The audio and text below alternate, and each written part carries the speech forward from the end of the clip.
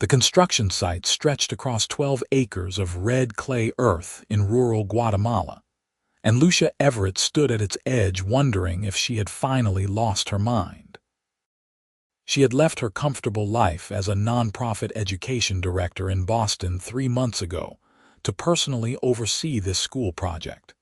And now, she was staring at a foundation that had cracked in 3 places because the local contractor had cut corners she specifically told him not to cut. Miss Everett, Carlos, her translator and site manager, approached with his phone extended. "There is a man calling about the project. He says he is the donor." Lucia's stomach dropped. The mysterious benefactor who had funded this entire school had remained anonymous through his foundation for the past year. She had communicated only through his lawyers and accountants, never directly. If he was calling now, he had probably heard about the foundation problems. She took the phone. "This is Lucia Everett." "Miss Everett, my name is Ryan Garrison. I believe you have been working with my foundation on the San Miguel School project." His voice was deep, controlled, with an edge that suggested he was used to getting answers quickly. "Mr. Garrison." "Yes, I have." "I assume you are calling about the structural issues." "I am calling because I am standing in the Guatemala City airport right now, and I would like to see the site myself. Can someone pick me up, or should I rent a vehicle?" Lucia blinked. In her 8 years working in international development, she had never had a major donor actually show up at a project site unannounced. "You are here. In Guatemala. I will be in San Miguel in approximately 3 hours if the roads are as bad as my pilot says they are. Should I plan on camping, or is there somewhere to stay?" "There is a small hotel in town. It is basic but clean." "Mr. Garrison, you really did not need to come all this way. I can send you a full report. I have read your reports, Miss Everett. Every single one for the past 14 months. They are thorough, honest, and more detailed than anything my accountants usually see. That is precisely why I want to meet you in person. See you in 3 hours." He hung up before she could respond. Lucia stood holding the phone, trying to process what had just happened. Ryan Garrison was not just wealthy. He was the Ryan Garrison, founder and CEO of Garrison Maritime Solutions, one of the largest shipping and logistics companies in the world. She had done her research when his foundation first reached out about funding the school, but everything she found painted him as an intensely private businessman who ran his empire from New York and rarely gave interviews. The idea that he was now driving through the Guatemalan highlands to inspect a rural school project seemed surreal. "Carlos, we need to clean up the site, now. And someone needs to go prepare the hotel. Mr. Garrison is arriving this afternoon." Carlos's eyes widened. "The actual donor." "He is coming here, apparently." The next 3 hours passed in a blur of activity. Lucia changed out of her dust-covered work clothes into clean jeans and a white linen shirt, pulled her dark brown hair into a neater ponytail, and tried to prepare herself for what she assumed would be a difficult conversation about budget overruns and timeline delays. She was reviewing her notes when a black SUV pulled up to the site, far too clean to have driven all the way from Guatemala City. He must have switched vehicles in town. The driver opened the back door, and Ryan Garrison stepped out. Lucia had seen his photo in business magazines, but none of them had prepared her for the physical presence of the man. He was tall, easily over 6 feet, with broad shoulders that filled out his casual button-down shirt in a way that suggested he did more than sit behind a desk. His dark hair was slightly longer than the corporate photos showed, and his face had the kind of weathered quality that came from someone who actually spent time outdoors. He looked to be in his mid-30s, maybe a few years older than her own 31 years. But it was his eyes that struck her most. They were a sharp gray-blue, and they took in everything about the site in seconds before settling on her with an intensity that made her straighten her spine. "Miss Everett." He walked toward her with his hand extended. His grip was firm, warm, and brief. "Mr. Garrison, welcome to San Miguel. I wish I could say the timing was better. The timing is exactly why I am here. Show me the foundation." For the next hour, Lucia walked him through the entire project, explaining what had gone wrong, what she was doing to fix it, and what it would cost in both time and money. She did not try to sugarcoat anything or shift blame. She had hired the contractor, and while he had deceived her about materials, she should have caught it sooner. Ryan listened without interrupting, occasionally crouching down to examine something more closely, or asking Carlos a question in what Lucia was surprised to discover was fairly fluent Spanish. When they finally finished the tour, he turned to her with an unreadable expression. "You are taking personal responsibility for a contractor who lied to you and falsified material reports. I hired him. That makes it my responsibility. That makes it his responsibility and potentially a criminal matter. You caught it before the walls went up. If you had not been checking the work personally, this entire structure could have collapsed on children. Instead, we have a 3-week delay and a $15,000 overrun on a $2 million project. Miss Everett, why exactly do you think I flew down here?" Lucia met his eyes. "To fire me and find a project manager who would not let this happen." Something shifted in his expression. It was not quite a smile, but the hard edge softened slightly. "I flew down here because, in 14 months of projects across 6 countries, you are the only manager who has ever called me directly to report a problem before my accountants found it in the books. You are also the only one who has consistently come in under budget while exceeding timeline expectations. This is the first issue you have encountered. You caught it early, and you already have a solution. I am not here to fire you, Miss Everett. I am here to meet the person I should have met a year ago." The tension that had been coiling in Lucia's chest loosened slightly. "So the project continues. The project continues. With a new contractor, which I assume you have already identified. I have 3 bids ready for your review. Then let us go somewhere we can sit down and go through them properly. Is that hotel in town actually habitable? It is not the Ritz, but the family who runs it is lovely and the food is excellent. Good. I have not eaten since New York." They drove into town in his SUV, and Lucia found herself hyper-aware of him in the enclosed space. He smelled like expensive cologne mixed with coffee, and he sat with the kind of relaxed confidence that came from someone who was always in control. She snuck a glance at his hands on his knees, noting the calluses that seemed at odds with a CEO who should spend all his time in boardrooms. "You actually work with your hands," she said before she could stop herself. He glanced at her. "I built boats before I built a shipping company. Old habits." "That is not in any of the articles about you. I do not give many interviews. The business press is more interested in profit margins than personal history. And yet you are here, personally checking on a school in a town most people could not find on a map." His jaw tightened slightly.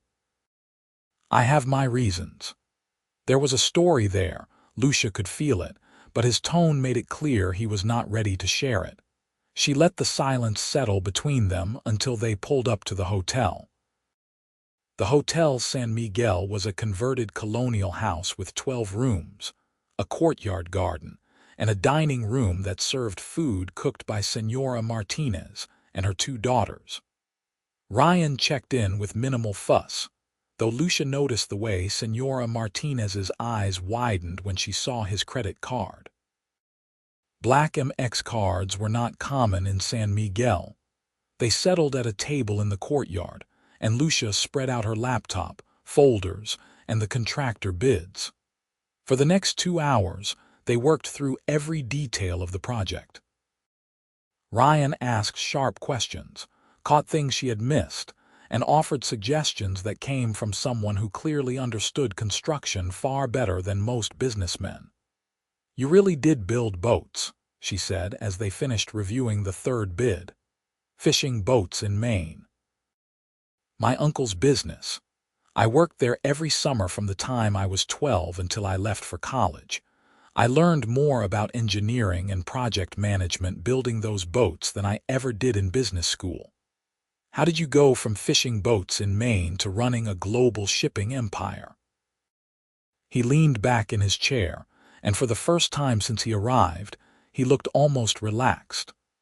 "Long story, but the short version is that I saw inefficiencies in how goods moved around the world, and I was arrogant enough to think I could fix them.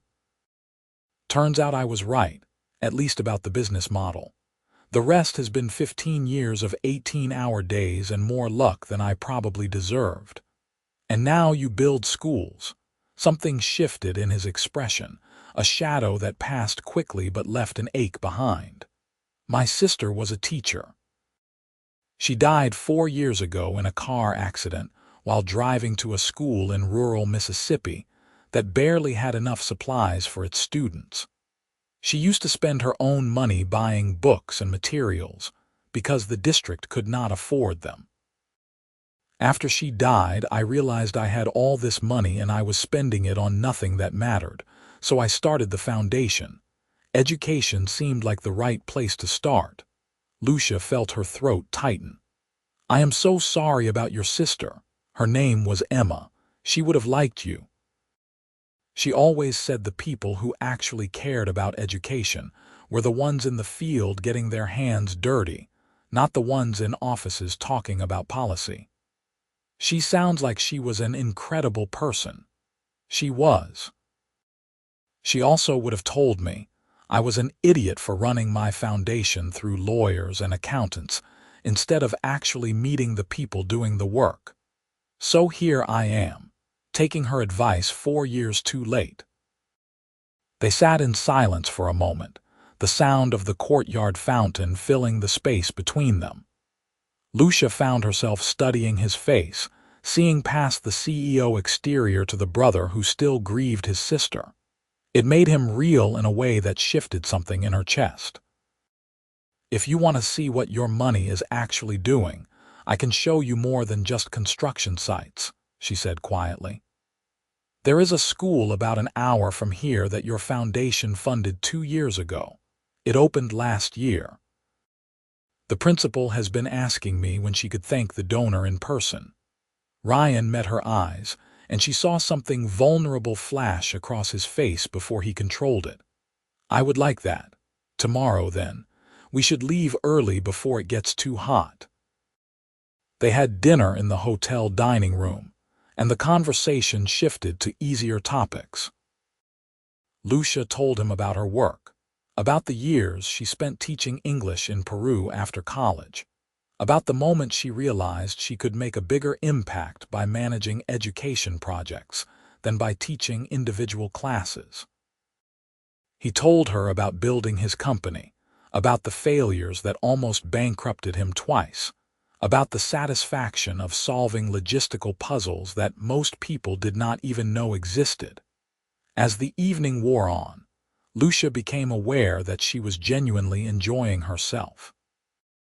Ryan was funny in a dry way that caught her off guard, and he listened with a focus that made her feel like she was the most interesting person in the room. When he laughed at something she said about a disastrous attempt to teach her Peruvian students about snow, the sound was warm and genuine, and it did something strange to her heartbeat. "I should let you get some rest," she said finally, glancing at her watch and realizing it was nearly 10. "You have had a long day of travel." "I've had longer days that were far less interesting," he said, standing when she did. "Thank you for the honesty today, and for not treating me like a checkbook. Thank you for not treating me like an employee you needed to reprimand." He smiled, a real smile that reached his eyes and made him look younger. See you at breakfast, Miss Everett. Lucia. If we are going to be working together directly, you should call me Lucia. Lucia, he repeated, and the way he said her name made her stomach flip. Then you should call me Ryan. She nodded and headed to her room, very aware that something had shifted between them in the span of a single day.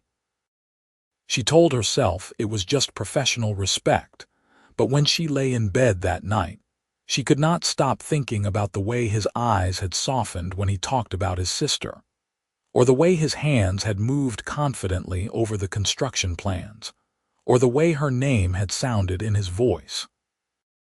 She was in trouble, and the project had barely begun. The next morning they left San Miguel at dawn in a foundation truck that had seen better days. Ryan, dressed in jeans and a work shirt that somehow still looked expensive, folded his tall frame into the passenger seat without complaint. I should warn you, the roads get rough about halfway there, Lucia said as she navigated out of town. I have been in worse. I spent 3 months in Liberia setting up a shipping route. Nothing in Guatemala will shock me. He was right. When the paved road turned to dirt, and then to barely maintained tracks, he simply braced himself and kept talking, asking her questions about the communities they were driving through, about the challenges of building in rural areas, about her long-term vision for education development in the region. The school, when they finally reached it, was a simple concrete structure painted bright yellow with blue trim. Children's artwork covered the walls, and a hand-painted sign over the door read, Escuela Primaria Emma Garrison. Ryan stopped walking. Lucia watched his face, saw the moment the name registered. Your foundation named all the schools, she said softly. I asked them to name this one after your sister. I hope that was all right. He did not say anything for a long moment. Then he cleared his throat roughly. It is more than all right. The principal, Senora Rosa, greeted them with the kind of enthusiasm that came from someone who genuinely loved her work. She insisted on showing them every classroom, introducing them to every teacher, and having the children sing a welcome song they had been practicing. Ryan shook hands with each child, asked them about their favorite subjects, and listened with genuine interest to their proud answers. In the 4th grade classroom, a little girl with braids and missing front teeth tugged on Ryan's sleeve. Are you the man who built our school? Ryan crouched down to her level. I helped, but Miss Lucia and all the people in your town did most of the work. My mama says now I can be a doctor because I can learn here. Before, the school was too far away. Something cracked in Ryan's expression.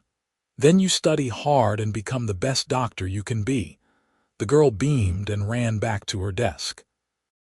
Outside, after they had thanked Senora Rosa and promised to visit again, Ryan stood looking at the school building for a long moment. Lucia waited, giving him space to process whatever he was feeling. Emma would have loved this, he said finally. She always wanted to teach somewhere like this, but our parents convinced her to stay in the States where it was safer. And then she died on a back road in Mississippi because the school district could not afford to maintain their buildings in town, and she had to drive 40 minutes to a rural campus. You are honoring her memory in a real way. These children have opportunities now that they would not have had otherwise. He turned to look at her, and the intensity in his eyes made her breath catch. Thank you for this, for naming the school after her, for showing me what the money actually means. Your foundation has built 12 schools in 4 countries. Every single one of them has a story like this. Then I want to see all of them. Not now, obviously, but over time. I want to know what we are actually accomplishing. That would mean a lot of travel to remote places. Good thing I own a shipping company with planes and boats. He paused, then added, and I would want you to show me, if you are willing. Lucia's heart stuttered. The way he was looking at her was not entirely professional anymore, and she suspected the way she was looking at him was not either. "I think that could be arranged." They drove back to San Miguel as the sun set, painting the mountains in shades of orange and purple. The conversation flowed easily, but there was a new awareness between them, a charge in the air that had not been there that morning. Ryan stayed for 3 more days, working alongside Lucia to finalize the new contractor, review the revised timeline, and tour the surrounding communities where future projects were planned. He shed the CEO persona entirely, showing up to the construction site in work boots and helping the crew clear debris from the failed foundation. Lucia watched him lift concrete chunks alongside the local workers, his shirt sticking to his back with sweat, and tried very hard not to notice the way his muscles moved or the way he laughed at Carlos's jokes in broken Spanish. On his last night, they had dinner again in the hotel courtyard. Senora Martinez had prepared something special, some sort of celebration for the project's continuation, and half the town seemed to have found reasons to stop by and meet the mysterious donor. "You are good with people," Lucia observed as Ryan chatted with a group of local farmers about crop yields and transportation logistics. "I like solving problems. People usually have interesting ones." "Is that what drew you to this foundation work? More problems to solve?" He considered that. "Maybe at first, but now it feels like the most important thing I do. The shipping company runs itself at this point. I have good people in place. But this, what you are building here, it matters in a way that moving cargo never will. It matters because of you. None of this happens without funding. Money is easy when you have it. The hard part is what you do, being here on the ground, managing every detail, caring about getting it right. I could write checks from New York and never see where they go. You live it." "I love it," Lucia admitted. "Even when contractors lie and foundations crack, and the truck breaks down for the 3rd time in a month, I love knowing that what we build will change lives. That passion is why I want you to lead all the foundation's education projects." Lucia stared at him. "What?" "I have been thinking about restructuring how we operate. Right now, I have project managers in each country working independently. But what if instead we had one director overseeing all of them, making sure we are following best practices, learning from successes and failures? Someone who actually understands education and development work, not just accounting and construction. Ryan, that is a massive job." "It is. And it would mean travel, a lot of it. But you would have a real budget, a team, the ability to shape how we approach education funding globally." He leaned forward. "I have watched you work for 4 days. You are exactly who should be doing this." Lucia's mind raced. It was an incredible opportunity, the kind most people in her field would kill for. But it also meant working directly with Ryan, which was becoming complicated in ways she had not anticipated. "Can I think about it? Of course. Take all the time you need. But Lucia, I mean it. I want you for this." The way he said it, the way he was looking at her, she was not entirely sure they were just talking about work anymore.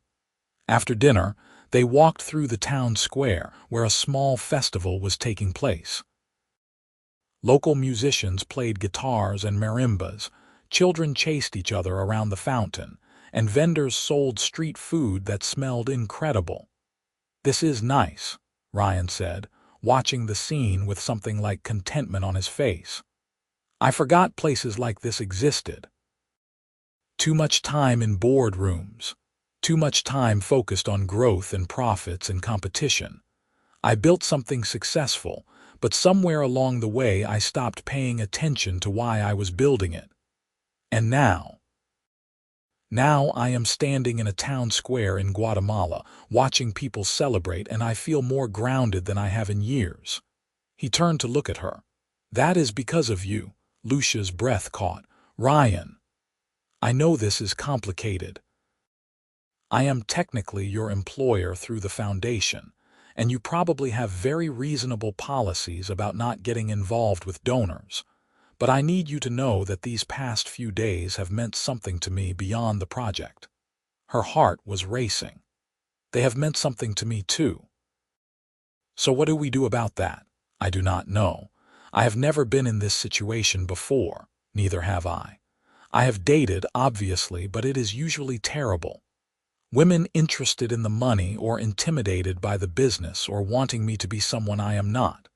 But with you, I feel like myself. Like the person I was before everything got so complicated. Lucia looked up at him, at this brilliant, driven, surprisingly vulnerable man who had walked into her project site 4 days ago and somehow shifted her entire world. I need to think about the job offer. But Ryan, whatever this is between us, it is separate from that. I do not want to take a job just because I am attracted to you, and I do not want you to think I am interested in you because of your money. I know you are not. That is one of the many reasons I am standing here trying very hard not to kiss you in the middle of a town square. Her stomach flipped. Maybe we should table that particular complication until I have had time to think clearly. Probably wise. But he did not move away, and neither did she. They stood there in the warm night air, the music swirling around them, and Lucia knew with absolute certainty that her life was about to change in ways she could not fully predict. She just had to decide if she was brave enough to let it. Ryan left the next morning, but not before giving her his personal phone number and making her promise to call him with her decision about the position. He also, in a moment that made her chest ache, donated an additional $100,000 to the San Miguel project specifically for a community library attached to the school. Emma loved libraries, he said simply, when she tried to thank him. After he left, Lucia threw herself into work, but her mind kept drifting back to their conversations, to the way he had looked at the school named after his sister, to the way he had almost kissed her in the square. She called her best friend, Maya, who was teaching English in Colombia. "So let me get this straight," Maya said after Lucia explained the situation. "A gorgeous millionaire CEO showed up at your project site, offered you your dream job, and basically confessed he has feelings for you, and you are trying to decide what to do. When you put it like that, it sounds simple. It is simple. Do you like him? I barely know him." "That was not the question," Lucia sighed. "Yes, I like him, more than I have liked anyone in a very long time, but Maya, this could get so complicated. If I take the job and we try to date and it does not work out, I lose the job and the relationship. And if I do not take the job, I might always wonder what I gave up. Or you could take the job and see where things go with him and trust that you are both adults who can handle complicated. That is a lot of optimism. You are in love with your work, Lucia. You always have been. This job would let you do what you love on a bigger scale than you ever dreamed. If this guy cannot separate his personal feelings from professional respect, then he is not worth your time anyway. But from everything you have told me, he does not sound like that kind of person." Maya was right. Lucia knew she was right. She spent another 2 days thinking it over, reviewing the formal job offer Ryan's lawyers had sent, and imagining what it would mean to run education projects across continents. Finally, she picked up the phone. Ryan answered on the second ring. "Lucia, I want the job," she said. "But we need to establish some ground rules. I am listening. If we are going to work together, the professional relationship has to be separate from anything personal. I need to know that if I make a decision you disagree with project-wise, you will tell me as my colleague, not as someone who is or might be or wants to be more than that. Agreed. And if we are going to explore whatever this is between us, it has to develop naturally. No expectations, no pressure, no using the job as leverage in any direction. Also agreed. Any other rules? Just one. You have to trust that I am taking this job because I want to do this work, not because I am interested in you. Both things can be true, but the work comes first. There was a pause, then his voice came back warm. The fact that you are saying that is exactly why I want you in this position. When can you start? I need to finish the San Miguel project. 6 weeks, maybe 8. Take the time you need.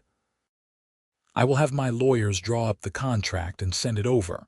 Lucia, yes, thank you, for saying yes to the job and for not running away from the complicated parts. I do not run away from complicated. I build schools in rural Guatemala. His laugh made her smile. Fair point. I will see you in 6 weeks. The next month and a half passed in a blur of construction, paperwork, and late-night phone calls with Ryan that started as project updates and drifted into conversations about everything else. He told her about his company, about the pressures of running a global business, about his family in Maine who he did not see enough. She told him about her childhood in Oregon, about the parents who supported her wandering career path, even when they did not fully understand it, about the year she spent in Peru that changed her entire view of what she wanted to do with her life. The calls became the best part of her day. Ryan was funny, thoughtful, and genuinely interested in everything she had to say. He remembered details from previous conversations, asked follow-up questions that showed he was really listening, and shared parts of himself that she suspected few people got to see. I have been thinking about what you said about work-life balance, she said one night as she sat on the hotel roof watching the stars. What did I say? That you spent 15 years working 18-hour days and barely noticed your life passing by. I think I have been doing the same thing.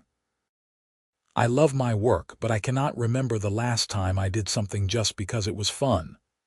What would you do if you gave yourself permission to have fun? I used to paint. Watercolors, nothing serious, but I loved it. I have not touched a paintbrush in 3 years. Why not? I do not know. It felt frivolous when there was so much work to do. Lucia, you can care about your work and still have a life. Trust me, I learned that lesson the hard way. Emma's death taught me that all the success in the world does not mean anything if you are not actually living. Is that why you started traveling to project sites? Partly.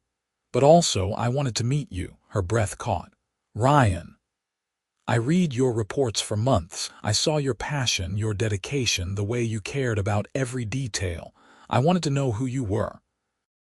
And now that I do, Lucia, I cannot imagine going back to the way things were before. You are making it very hard to focus on professional boundaries. Sorry, should I stop? No, she admitted. I do not want you to stop.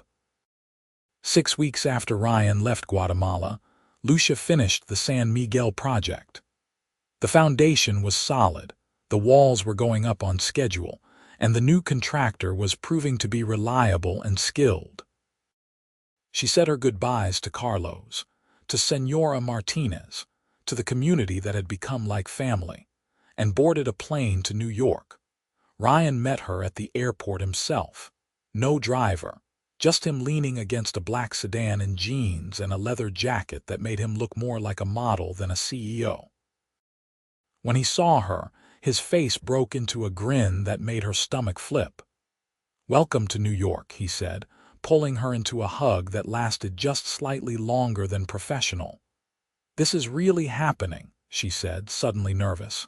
It is, and it is going to be amazing. Come on, let me show you your new office. The Garrison Foundation headquarters was housed in a renovated brownstone in Brooklyn, separate from the main shipping company offices in Manhattan. It was beautiful, all exposed brick and hardwood floors and windows that let in incredible light. Her office was on the 3rd floor with a view of the park, and it was twice the size of any workspace she had ever had. This is too much, she said, looking around at the desk, the conference table, the bookshelves waiting to be filled. "This is what you need to do the job right. And Lucia, that is your team." He gestured to the main floor where she could see a dozen people working at desks, clustered around computers, talking on phones in multiple languages.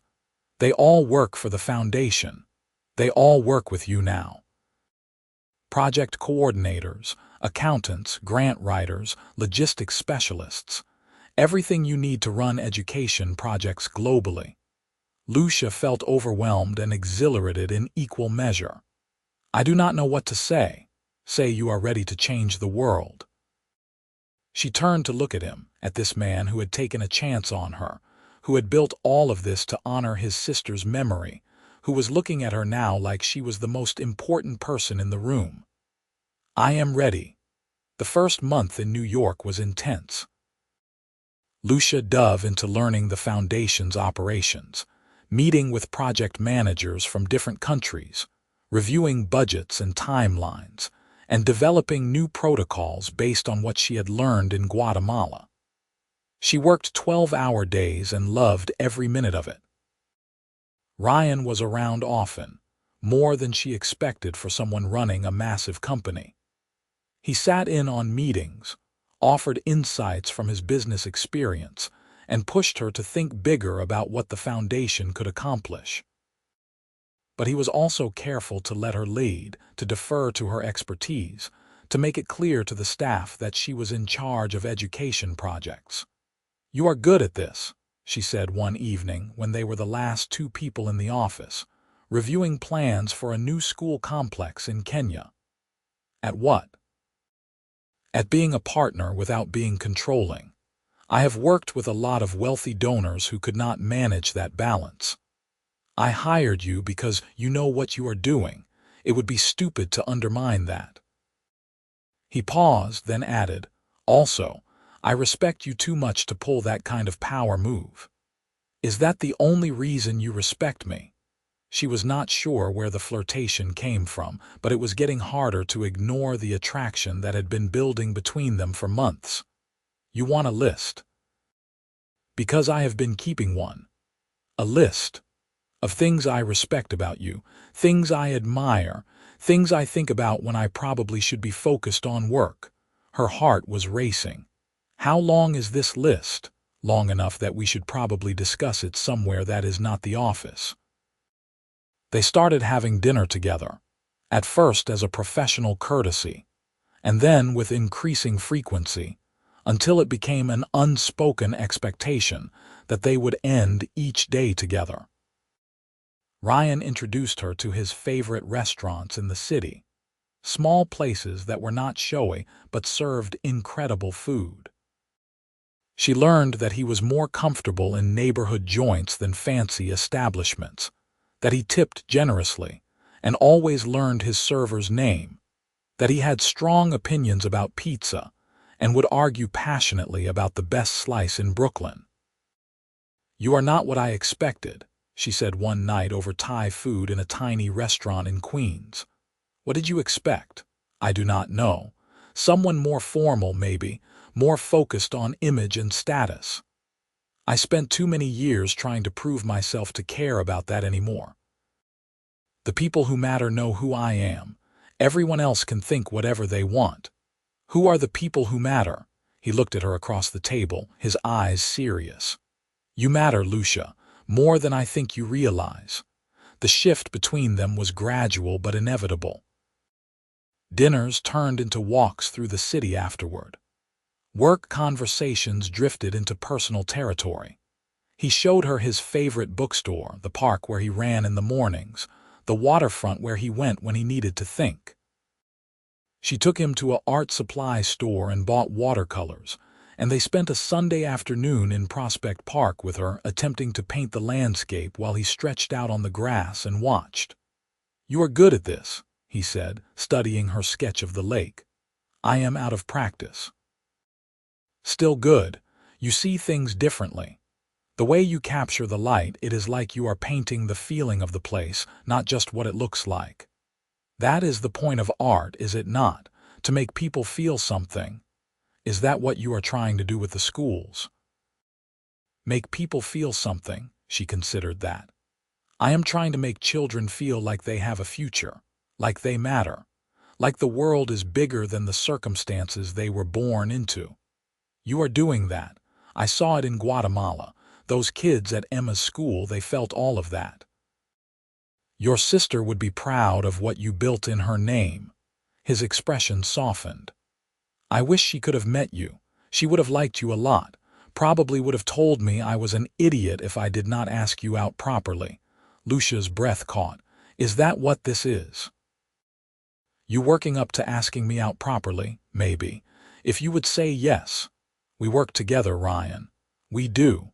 And we can keep doing that professionally while also admitting that there is something between us that has nothing to do with work. He sat up, turning to face her fully. I like you, Lucia. A lot. And I think you like me too. So what if we stopped pretending this is just a professional relationship and see what happens when we are honest about it? Her heart was pounding. What if it does not work out? Then we will handle it like adults. But Lucia, what if it does work out? Are we really going to miss that chance because we are scared? She looked at him, at this man who had somehow become essential to her life in just a few months, and made a decision. Okay. Okay. Ask me out properly, Ryan. Let us see what happens. His smile was brilliant. Lucia Everett, would you have dinner with me tomorrow night? Not as colleagues, not as a working meal, but as an actual date where I pick you up and we dress up and I do my best to impress you. Yes, she said, smiling back. I would like that very much. Their first official date was at a rooftop restaurant in Manhattan with views of the city lights that took her breath away. Ryan wore a suit that reminded her he was a CEO, and she wore a blue dress she had bought specifically for the occasion. He brought her flowers, white roses, and told her she looked beautiful in a way that made her blush. Over dinner, they talked about everything except work. He told her about growing up in Maine, about the uncle who taught him to build boats, about his parents who were retired now, and spent their time traveling in an RV. She told him about her brothers, about the childhood spent hiking in Oregon forests, about the teacher in high school who encouraged her to think about education as a way to change the world. When did you know this was what you wanted to do? Ryan asked. When I was teaching in Peru, and one of my students, a girl named Maria, told me she wanted to be an engineer. Her father was a farmer and her mother sold vegetables at the market, but she had this brilliant mathematical mind. I helped her apply for scholarships, and she ended up getting into a university in Lima. Last I heard, she was working for a construction company designing bridges. That moment when I realized I could help open doors for people like her, that was when I knew. That is what we are doing with the schools, opening doors. It is. And Ryan, I never thanked you properly for this opportunity, not just the job, but the chance to do this work on a scale I never imagined. You earned it. And selfishly, I am glad you said yes, because it means I get to see you every day. Is that appropriate boss behavior? Probably not. Good thing you are not really my employee. You run the education side of the foundation independently. I am just the person who signs the checks. You are much more than that. To the foundation, maybe, but Lucia, what am I to you? She met his eyes across the table. Honestly, you are becoming someone I cannot imagine my life without, and that terrifies me a little. Why does it terrify you?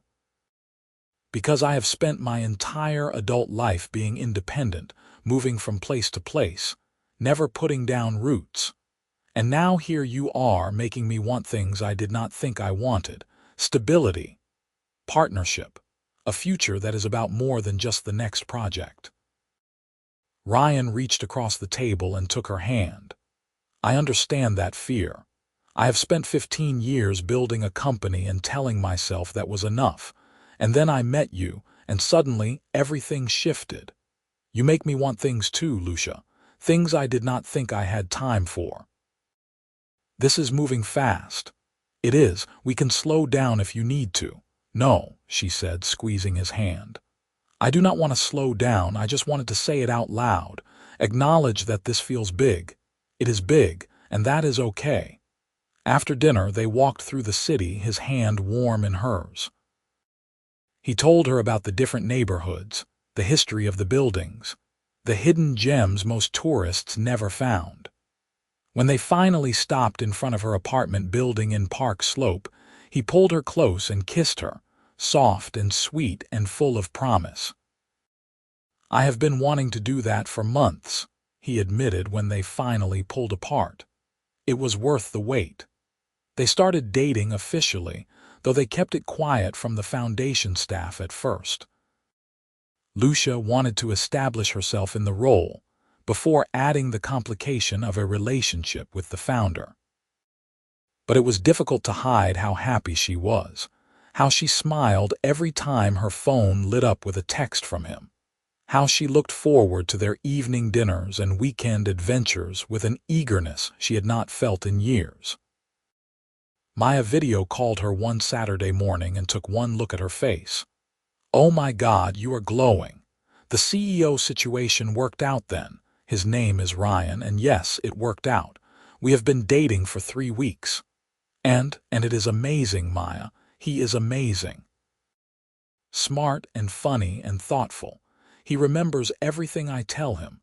He brought me art supplies because I mentioned once that I used to paint. He donated money to my parents' local library in Oregon just because I told him how much I loved it as a kid. He sounds perfect. What is the catch?" Why does there have to be a catch? Because perfect does not exist. I am not saying run away, I am just saying keep your eyes open. There is no catch. He is just a good person who happens to be wealthy and successful and wants to build schools in his sister's memory. And he likes me. Really likes me in a way that feels genuine. Then I am happy for you. You deserve this, Lucia. You have spent years pouring everything into your work. It is about time you let someone pour into you. The foundation work was thriving. Lucia implemented new protocols that streamlined communication between country offices, established quality control measures that caught problems early, and developed partnerships with local education ministries that ensured long-term sustainability.